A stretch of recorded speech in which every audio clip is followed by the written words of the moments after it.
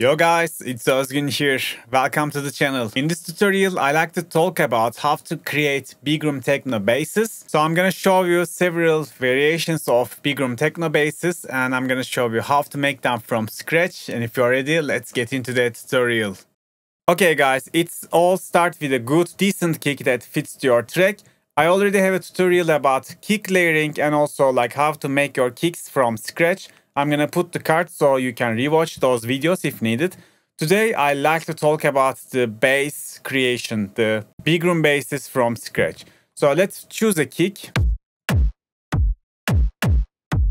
By the way, these samples are going to be available in 2 weeks. The sample pack is going to be out very soon. Just make sure to tune in my socials for the announcements. So in BIGROOM TECHNO, you usually use 3 different basses, 3 different bass types. One of them is rumble. This was, we already talked too much about it, so I'm going to make it very quick. For making a rumble, you can use third-party plugins, you can use patches that I created, or you can just design your own. It's totally up to you. Eventually, you're gonna send your kick to a separate channel.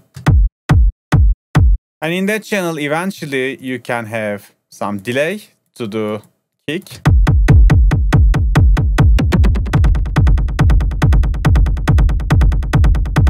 And you can have some reverb also.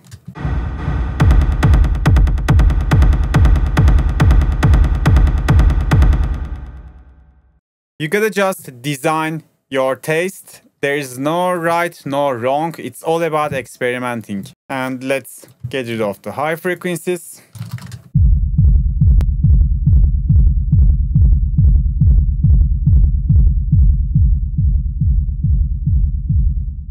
Before getting rid of the high frequencies, let's distort the signal a little bit.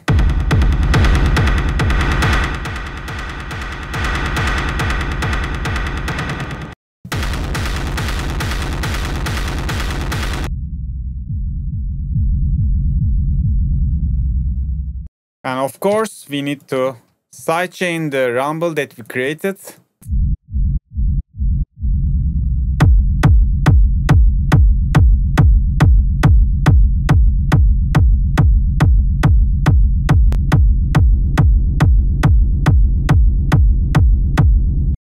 So this is the first baseline that I wanted to talk about. So this is pretty straightforward. Yeah, as I said, there are tons of rumble tutorials out there, so I don't want to keep talking about the same things over and over again. The second bass is, I'd call it like a Bigroom bass, because we will eventually generate a big, bass sound which contains the harmonics and also the root keys. So it's gonna just cover the full spectrum, full low end, but it's not gonna be the rumble, because rumbles usually doesn't have a specific key. They don't have a tonal information. It's just a rumble. It's just feeling the low end as it should be, but it doesn't contain a proper key. So as always, yeah, if you want, you can put another EQ to the rumble. For example, this kick is F sharp. So the bass, let's make it F sharp. You can boost the root keys. Yeah, before I jump to the next one, let's talk about this too. You can boost your root key to give your rumble a little bit tonality, a little bit identity. So I'm boosting F sharp 1. I'm also gonna boost F sharp 2.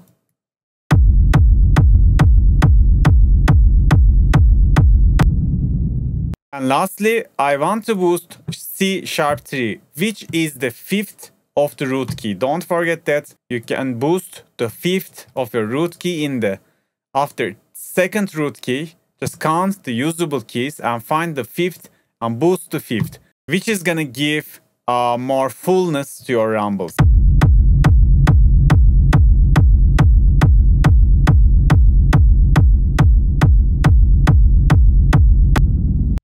So as you see, you can just give tonality, key information to the rumbles with this way as well. So let's jump to the Bigroom Bass. How to make it? Let's add a serum. You can use any of the oscillators that you like. I like to use serum, and even you can use 3 times oscillator. It's gonna work as well. So I'm gonna create a pattern.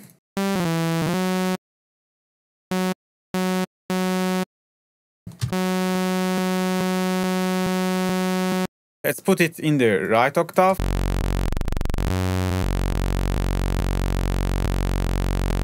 You don't need to use a sine wave. You can use any of the wavetables from here.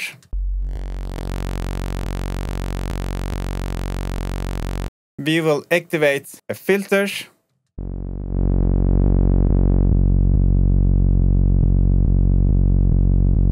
And then we will just go here and just gonna distort the signal a little bit. Let me put the wave candy so we can see the signal.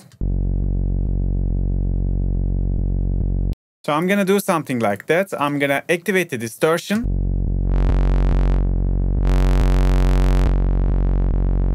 But I'm gonna also activate the post EQ of the distortion, so I'm not gonna get the high frequencies.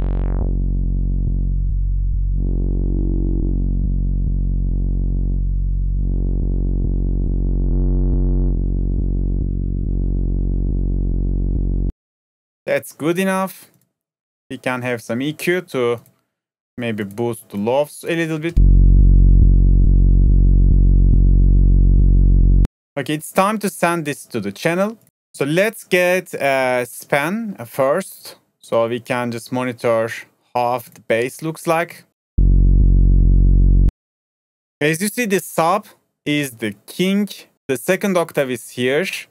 So I thought we can boost a little bit second octave, second root key, to kind of match the volume, the balances with the root, with the very sub. Because in the end, when you play your track in the small speakers, the sub is probably not gonna be hearable, audible that much. So the main bass is gonna kind of like the second octave. So that's why you gotta feel the second octave.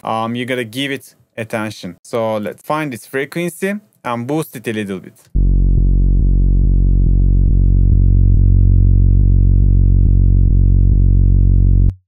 If you like, again, it's same logic with the rumble. You can boost the fifth, which is C sharp.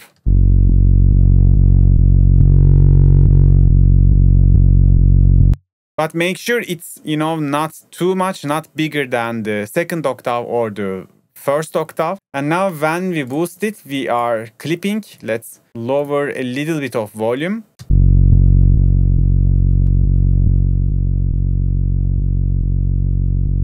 And now I'm gonna put another EQ and gonna cut the high frequencies.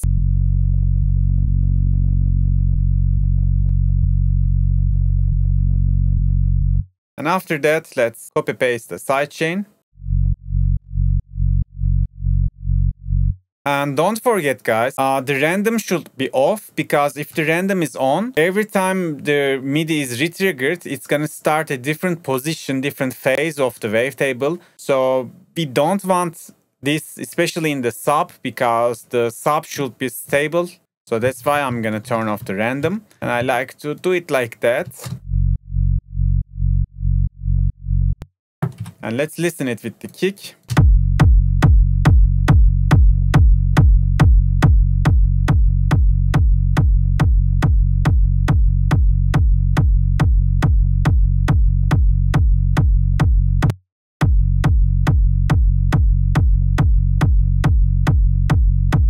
So I'm putting them approximately with the same loudness. Maybe kick can be 1 or 2 dB louder.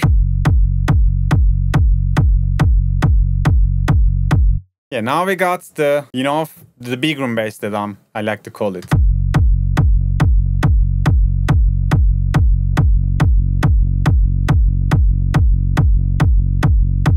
You have endless possibilities. Like after this, you can layer a mid bass as well. Let's do it. Let's clone the serum. Let's route it to the next channel. I'm gonna call it sub, and let's call it mid. So this mid bass can be something plucky.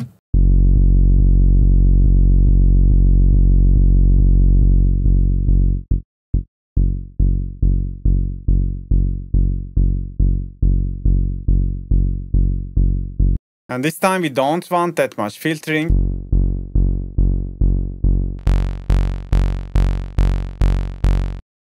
Even maybe I can connect this to here.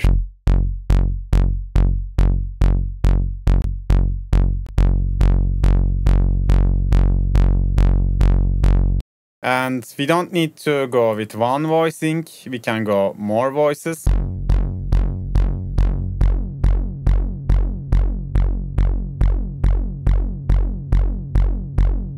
Even the wavetable is totally up to you. You can try others. Let's go this one.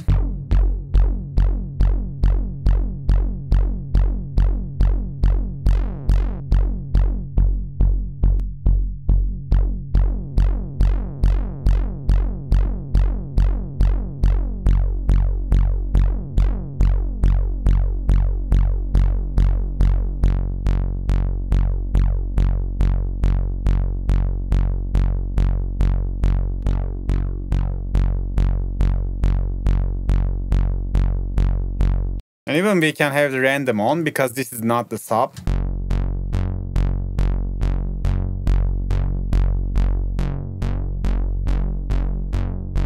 So let me put it a little bit more sustained.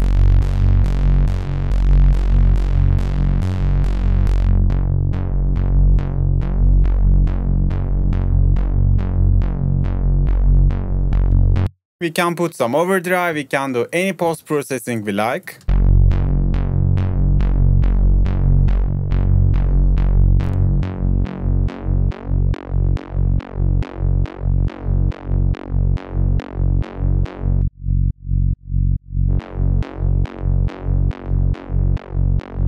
And let's sidechain the bass, and probably that's it. So this is just a texture, and the possibilities are endless. You just gotta explore and try to come up with, different textures of basses. Now let's listen it with the kick.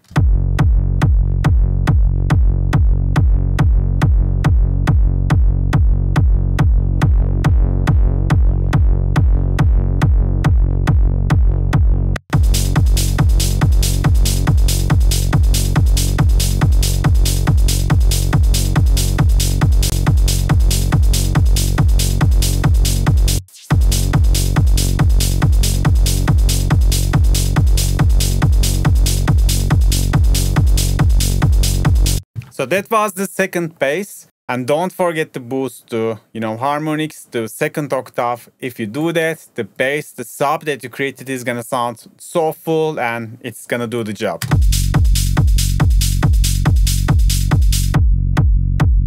And now let's jump to the last bass, which is gonna be the rolling. So the rolling basses are, again, you can use it in two ways. One is like using a full rolling bass. The second is using the rolling bass with the sub that we created or with the rumble that we created. So like in the rolling bass, you will have three different options. So first create the rolling bass. Again, I'm gonna use Serum. You can use any of them. You can use any of the synths. All of them is eventually gonna give you the same result. So for the rolling bass, I'm gonna jump the first hit and I'm gonna place 3 of the basses. And I'm gonna do it like that for every bar. We will have something like that.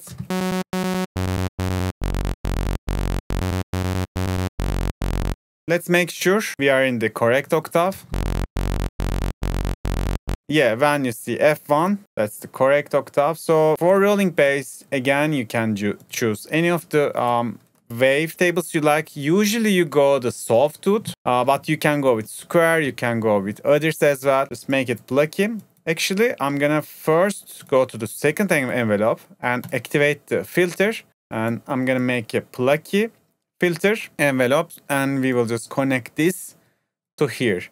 The envelope in here determines like how fast and how much are we gonna, move this cutoff in the filter. And currently it's two-sided. To make it one-sided, you can click Alt, Shift, and click, or Option, Shift, click in the Mac. So you will get one-sided blue line outer ring like that. Is the amount that the cutoff is gonna move in a shape that we are gonna determine in the LFO section.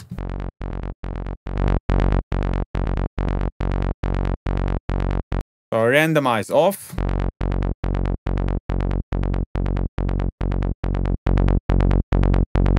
So main logic of the rolling bass is like that, but let's put it to the next level. I'm gonna put this velocity, oscillator volume.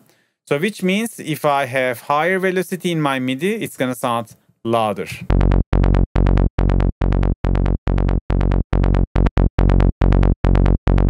So I can do something like that.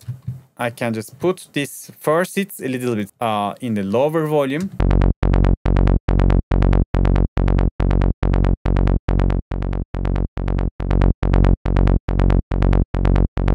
So we are getting the groove feeling of it. Also, we can connect this velocity to the cutoff as well, which means more velocity in the MIDI, the more cutoff is gonna open the filter.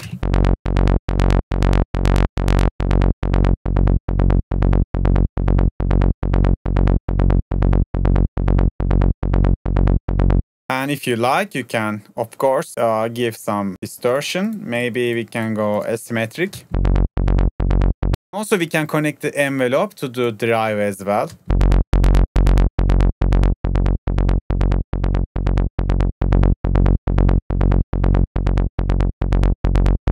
Let's try other modes. I don't like this character.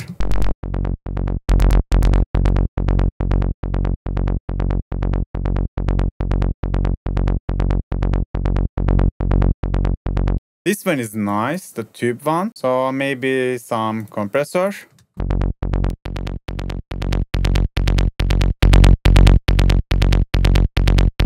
As you see, if you give the OTT, the compression, it's gonna just squeeze it. We will get more high frequencies. This is gonna determine the character of it. If you don't go multiband, this is gonna sound totally different than before.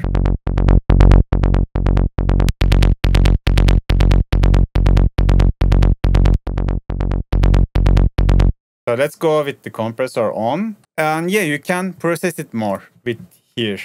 If you're gonna just use the rolling bass as it is, I recommend you to send it to its channel and use two different sidechains. The first sidechain, just put it like a sub sidechain, make it very hard, and activate the split band. You can use Kickstart for that too, or maybe Shaper Box, and maybe from 200 or even 150 Hz, we can have this hard curve. And we can have another sidechain, and this time we can go much more softer.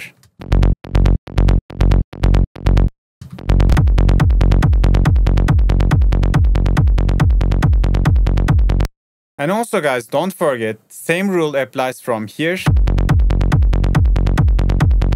If you don't have, you gotta boost the frequencies. In this case, it's okay, but still, I like to see what happens if I boost a little bit.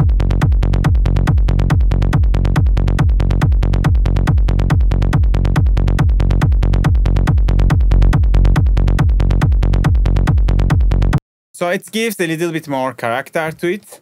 I make it more full. I would leave it like that. This is the first usage of rolling basses. And if you like, you can use the rolling bass with the, for example, the sub that we created. Let's choose it. So in order to use it, we should just high cut a little bit more.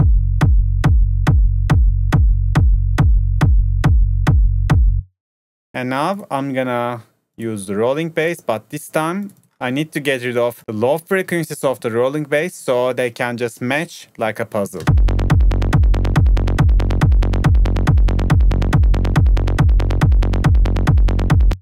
In this case, just be very, very careful on it. So for this video, I'm gonna be a little bit fast, but just make sure the sub and the rolling bass connecting perfectly with the EQ curves that you created. And you can just check it like that. You can mute the kick and check it with span and make sure there are, in the bass, there are no gaps.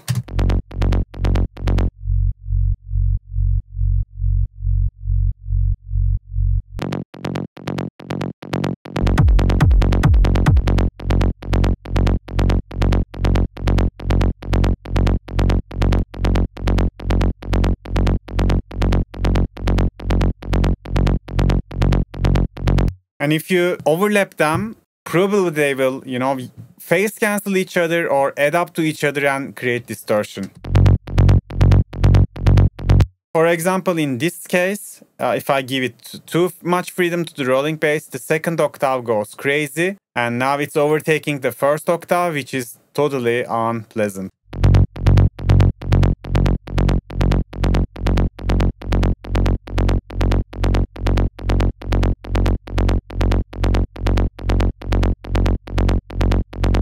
So yeah, you gotta just very careful with this layering.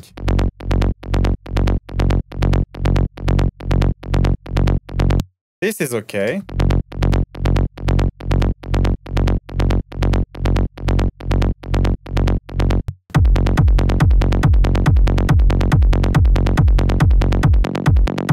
This sub needs to be sidechained more.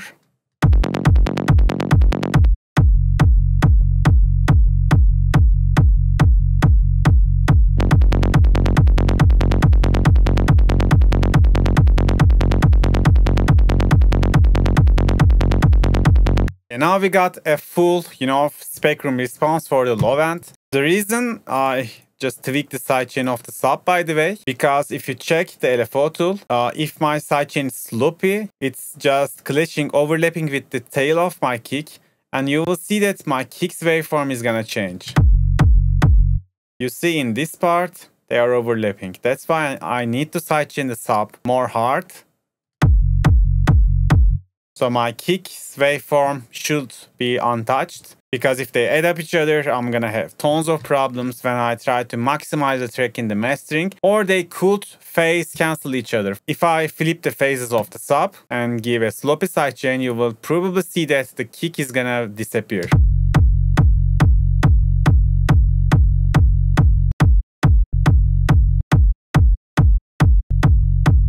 So they phase cancel each other. If I flip this up, they will add up each other, and this is also a bad thing. See, the kick goes crazy in here. Now, no matter if I flip the phases of my sub, the kick stays untouched, which means they are not touching each other. They are just merged perfectly. And also, if you check the channel in February, you get the Sub Ninja plugin for free. I'm always now checking it from the Sub Ninja as well. And I'm just checking if the kick and the sub is connecting properly. Like you see, the phase goes up, down, up, down, up, down, up, down. So the connection is almost perfect in this case. But if you see a gap, if you see something unusual in the connection, you should check your sidechain, or, check the length of your kick and try to fix it. Try to connect them perfectly, so you will have a perfect kick and bass, kick and sub relationship on your track. So those are the three basses that you can use on the Bigroom Techno, and also they will work on the most of the techno genres as well. So if I forget something, or if you want to add something to the topic, just let me know in the comment section. Today that was it, guys. I hope you can apply these tricks to your own productions as well. See you on the next video. Bye bye.